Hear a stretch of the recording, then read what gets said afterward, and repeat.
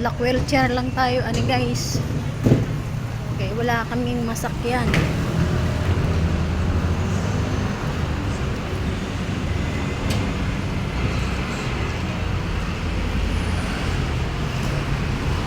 Okay. Tulak wheelchair lamang kay Lula Bill.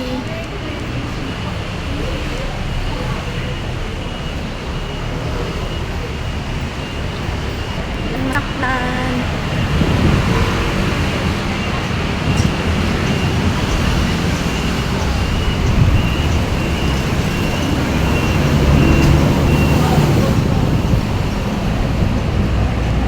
Mamit rami sa gawas kay nakunan.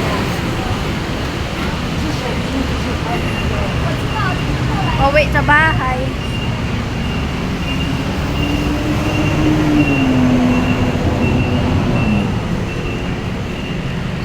Pick up kami ni Lula. Walang makuha na ano. Walang makuhang van. Kasi di alam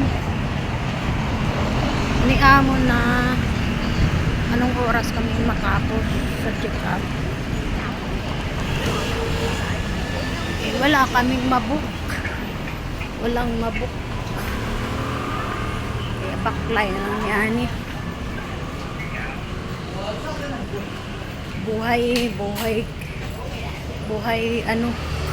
Buhay kunyang. Tulak.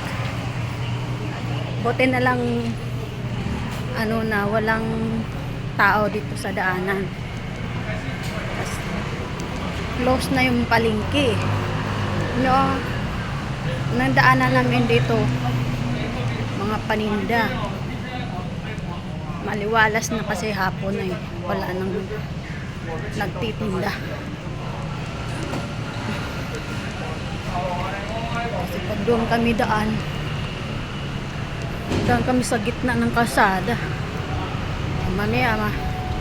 parehas kami doon sa yung maglula din ganito, nagtutulak siya, tapos biglang binangga, tumilapon silang dalawa ni Lula.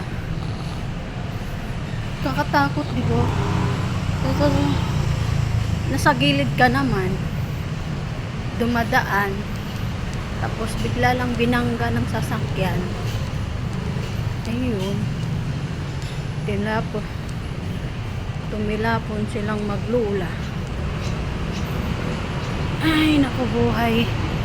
Ang buhay, dihirap talaga hindi natin alam ang buhay kung saan, kung kailan.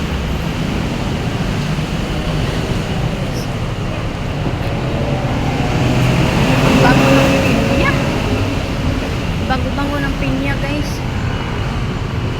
Maya na tayo tawid dula para ngalanganin. Stop muna tayo. Or pwede pa ba? Pwede pa, 52 pa. Pwede pang tawid. 42, 43. Pababa pala. 39, 38. Hindi. Wala ran 10 seconds yung tawid. Aray ka.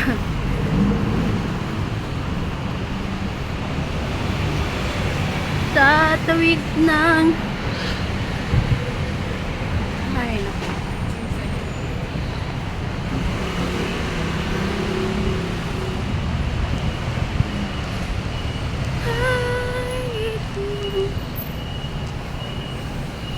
Buti na lang walang tao dito sa daanan. Pag diretso kami ni Lula. Ayun guys.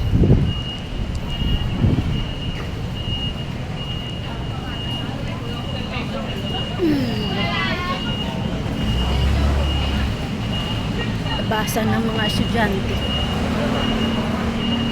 Mga estudyante. Kambay. Nauuhaw ako.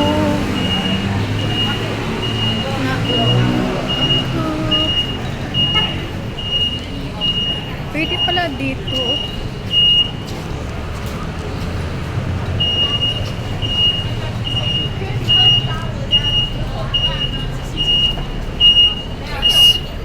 Tulak ng bibig, kabig ng dibdib. Dami ang mga estudyante dito. Nag-aabang ng bus. Ay, padaan. Ano? Ang mga estudyante.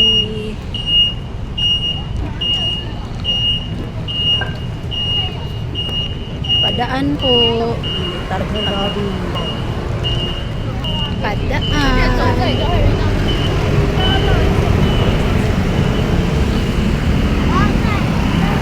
Padaan.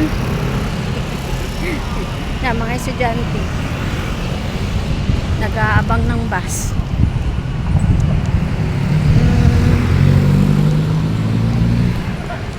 Aray Lula. Antay daan Lula dito. Ito na Lula. Nagsiselfon pa.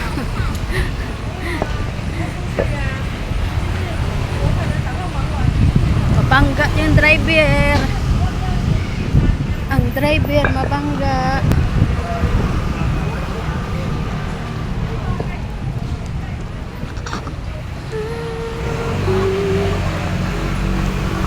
Wala. Tanggal na yung oxygen ni Lula. Oxygen ni Lula.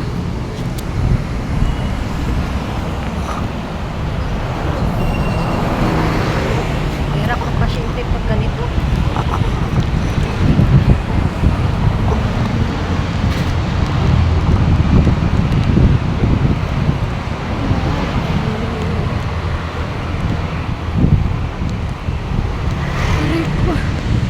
Nahirapan na ako sa kalisod. Nahirapan na ako sa kalisod.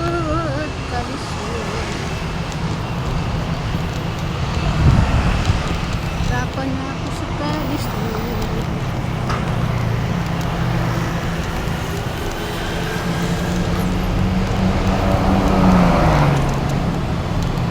Hawak ko ulit. Hawak ko si Lula. Babay na guys. Ay, nangangawit na yung kamay ko. Ayan, dito lang sa gilid.